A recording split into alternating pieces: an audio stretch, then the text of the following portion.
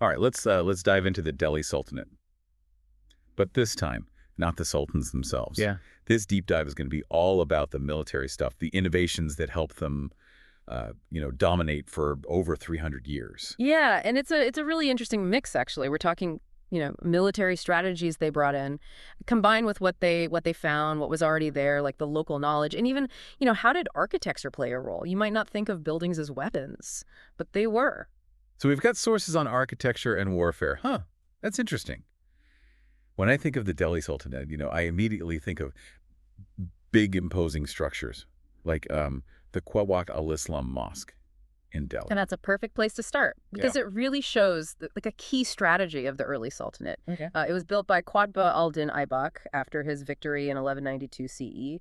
But instead of imposing a purely Islamic style, it's got probeted construction, which is basically, post and lintel. That's really common in Indian architecture. Oh, so they're not just conquering and imposing their own style. They're adapting, incorporating local elements. Is that like a sign of being pragmatic, or even maybe a way to try to gain acceptance from the local population? It's probably both, right? They needed to establish legitimacy, the Yes. early Sultanate, Yeah. and using familiar, architectural elements. To- Clever way to do that. Yeah, it sends Yeah. a message of kind of integration, rather Yeah. than just like outright domination. Yeah, smart move.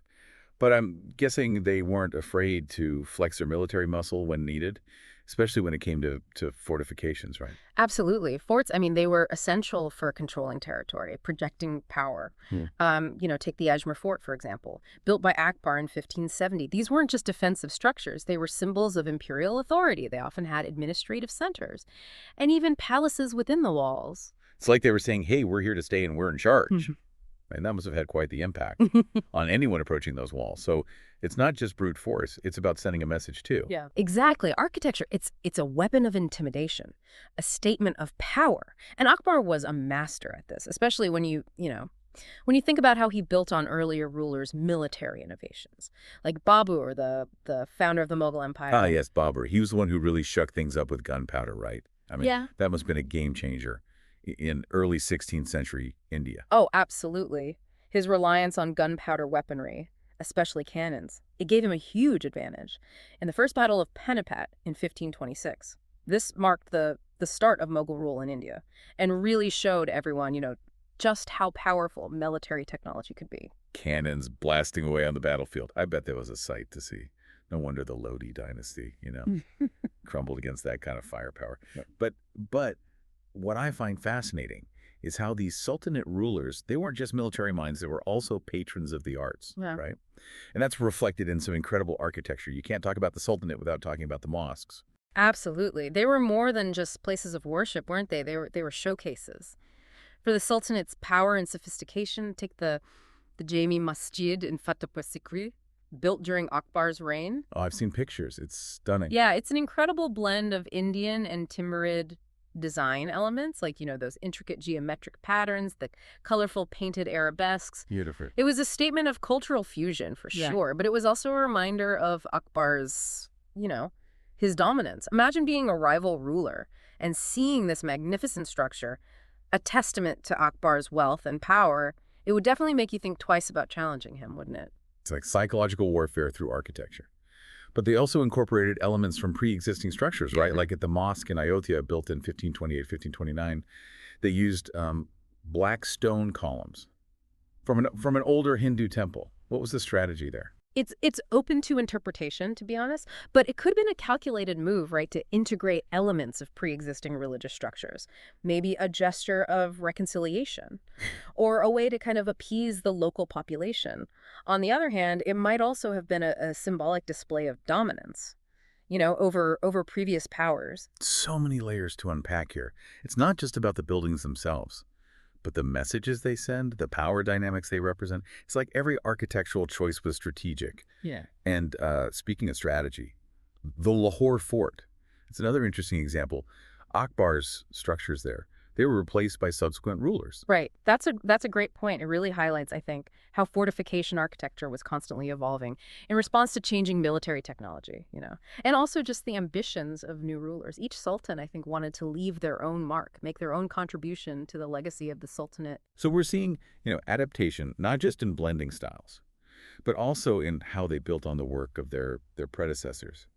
This is starting to feel like a really dynamic period, full of constant change and innovation. It absolutely was. But before we jump too far ahead, let's take a closer look at how these innovations actually played out on the battlefield. How did the Sultanate army actually fight? What were their tactics? Let's get into the nitty-gritty of warfare.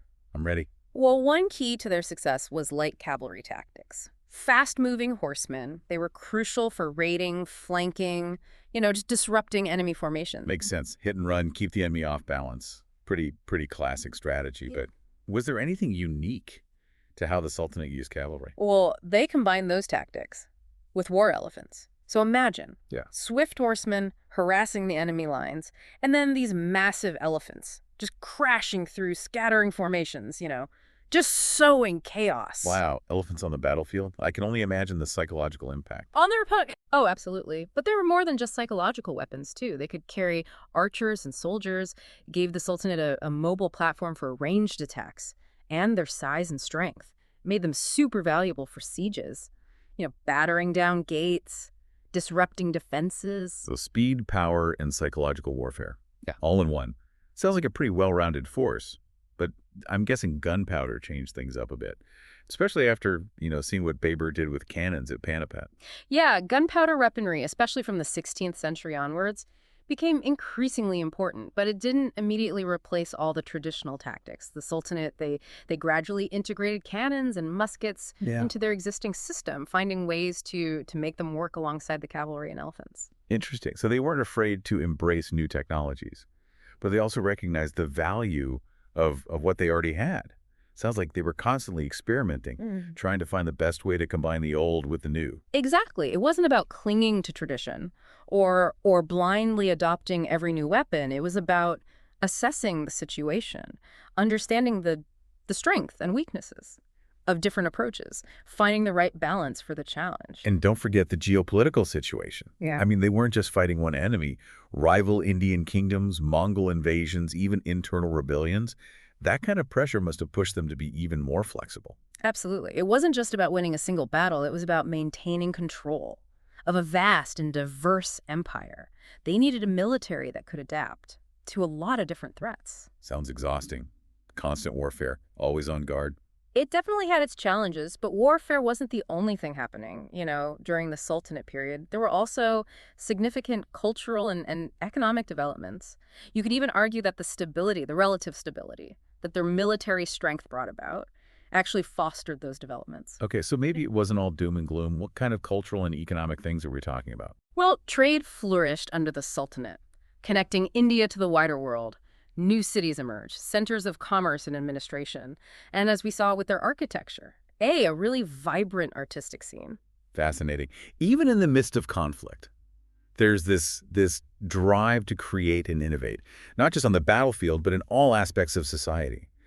But I'm still getting the sense that warfare is a pretty defining feature of this period, shaping everything from their architecture to the economy. That's a fair assessment. Warfare was a constant reality. And you can't understand the Delhi Sultanate without considering its impact. But it's also important, I think, to avoid thinking about this solely in terms of destruction. Warfare can be a catalyst for change, innovation, and even the spread of new ideas. Okay, starting to see how it all fits together. It's not just military might, but about how that might shape the culture, the economy, even the art. But there's one thing that's bugging me. What? We've talked about all these innovations, the impressive strategies, the way they adapted, integrated new technologies, but did it actually work? Did it help them achieve their goals? Were these innovations just fancy tricks, or did they actually make a difference? That's a great question, because at the end of the day, the success of any innovation, it depends on so many factors. The skill of the commanders, the morale of the troops, even just luck on the battlefield. History is shaped by people, not just weapons and tactics. So how do we measure the success? Can we really say for sure that these innovations were the key to the Sultanate's, longevity and influence? Well, we can look at the historical record. We can see how they expanded their territory, how they fended off enemies, how they maintained power for over 3 centuries. But to really understand the impact of these innovations, I think we need to look at them in the context of the broader political and social landscape. So it's not just about the military tactics, it's about understanding the bigger picture. Exactly. Military innovations, they can give you an advantage, but they don't guarantee victory. You have to understand the motivations of your enemies, the strengths and weaknesses of your own society, the complex web of alliances and rivalries. I'm starting to get a much more nuanced view of this whole period. It's not just battles and conquests, but about how those events are shaped by so many other things.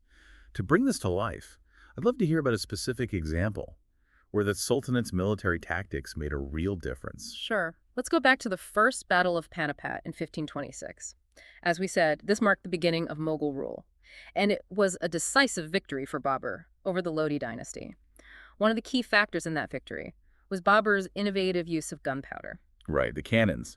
But were they really the deciding factor, or was it more complicated? It's never that simple. Babur's victory was also due to his cavalry tactics, his understanding of the terrain, and his ability to exploit weaknesses in the Lodi army's formation.